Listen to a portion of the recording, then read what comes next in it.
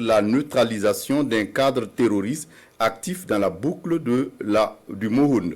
Le 20 février 2024, au cours de l'opération Reconquête de Douroula, les unités engagées ont eu un accrochage violent avec un groupe de combattants du GSIM entre Maïmasso et le pont de Léry, communément appelé pont Thomas Sankara. Au cours de cet accrochage, 27 combattants terroristes ont été neutralisés. Parmi eux figure Boli Hassan Idrissa, cadre terroriste du GSIM, actif dans la forêt de Kinséré Barani.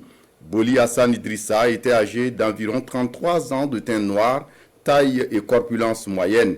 Il s'était engagé dans le terrorisme depuis 2019 et en 2020, il a implanté une base terroriste dans la localité de Kinséré, commune de Barani.